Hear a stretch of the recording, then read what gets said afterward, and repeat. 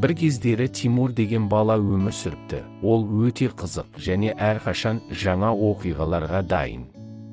Ол небәрі 5 жаста еді, бірақ ол ойнағанды және табиғатты тамашалағанды ұнататын, ауылындағы орманның барлық дерлік жолдарын білетін. Bir күні Темір үлкен төбенің басына шығып, адам сенгісіз көріністі көрді. Төменде жасыл ағаштардың арасында алып піл баяу қозғалып келеді. Бұл піл жай ғана үлкен емес еді, ол үлкен болды. Терісі сұрғылт және жұмсақ әжіммен жабылған, көздерінің мейірімділігі сонша, ол айналасында болып жатқанның бәрін түсінетін сияқты. Тимур өзін ертегіде жүргендей сезініп айқайлады. Сәлем, піл. Менің атым Тимур. Піл ұзындығын көтеріп, жылы жауап берді. Сәлем, кішкентай досым. Мен Балумын, менімен бірге саяхатқа барғың келе ме? Тимурдың жүрегі қуаныштан елжіреп кетті. Ол жақындап келді де, Балу оны үлкен сандығымен ақырын көтеріп, арқасына отырғызды. Олар баяу жолға шықты. Айнала орман сыбдырлағанда құстар керемет әндерін шырқады. Күн сәулелері жолға ақырын түсті. Бірінші аялдама, достар ауылы. Саяхат оларды шағын ауылға апаратын жолдан бастады. Ауылдың барлық тұрғындары тығылып жатқандай ерекше тыныштық орнады. Бірақ кенеттен қуанған тиіндер, қояндар, кірпілер, тіпті бірнеше кірпілер ағаштардың артынан жүгірді. Сұрдақтармен жабылған бір қоян Темірге жүгіріп келіп, сәлем, Тимур. Біз орман достарымыз, және сіздерді көргенімізге өте қуаныштымыз. Ойнағыңыз келе ме? Тимур Балудан секіріп, орман жануарларымен бірге 1 сағат жүгіріп секірді. Олар бірге жасырынбақ ойнады, жүзім бұталарына мініп, тіпті үлкен емен ағашының астында шағын пикникке де барды. Кузия есімді бір кішкентай кірпі Тимурға кішкентай қарағай конусын берді. Міне, бұл достықтың белгісі. Сіз әрқашан біздің досымыз болып қаласыз, деді Кузия жымиып. Екінші аялдама, сиқырлы тоған. Көңілді ойындардан кейін Балу мен Тимур қозғалып, көп ұзамай үлкен жылтыр тоғанға келді. Тоғандағы су әдеттен тыс мөлдір болды, ал жұмсақ көк жарықпен жарқыраған гүлдер бетінде қалықтады. Жағада оларды Умка атты кәрі, дана тасбақа күтіп алды. Сәлем, саяхатшылар, деді тасбақа ақырын. Бұл тоған жай емес, сиқырлы. Оның суына қолын алған адам жануарлардың не айтып жатқанын естиді. Тимур қолын суға созды, саусақтары су бетіне тигенде нәзік жылуды сезді. Кенет ол балықтардың, бақалардың және тіпті ұсақ су жәндіктерінің жұмсақ сыбырлағанын естіді. Балықтар тереңдегі тіршілік туралы, ал бақалар лалагүлдерде шуақты күндер туралы әңгімеледі. Бұл сиқыр сияқты болды, Тимур қуанды.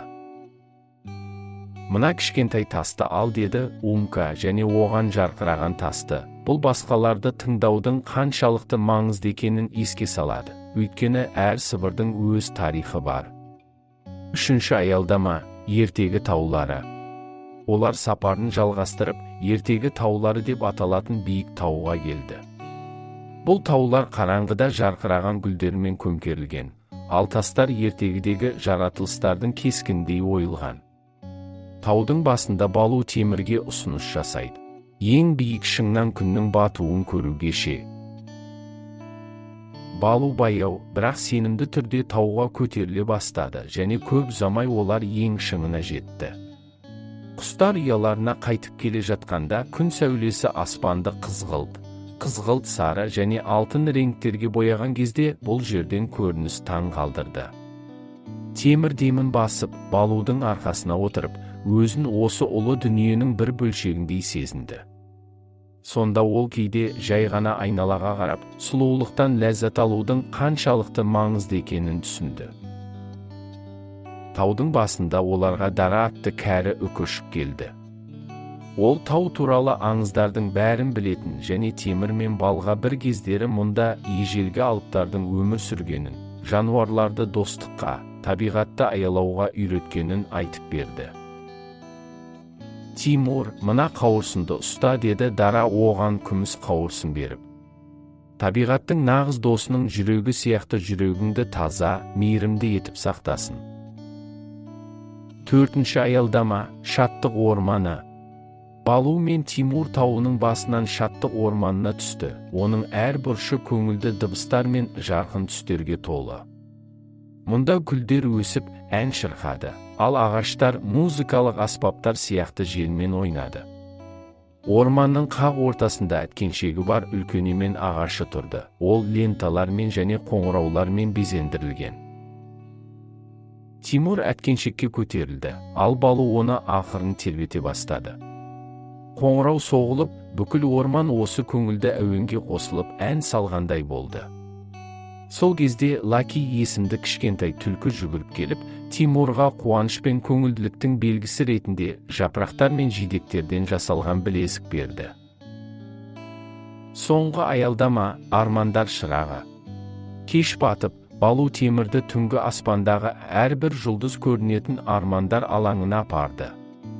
Міне жұлдыздардың жұмсақ нұры астында Балу Темірді тілек айтуға шақырды.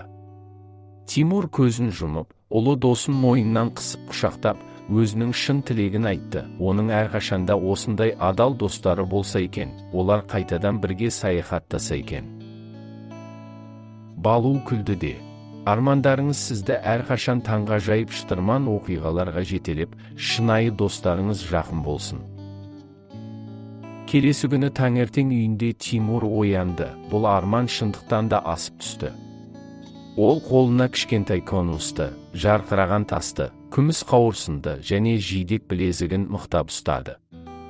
Бұл сиқырлы кәдесыйлар жақсы біліп алудың арқасындағы тамаша саяхатты еске түсірді.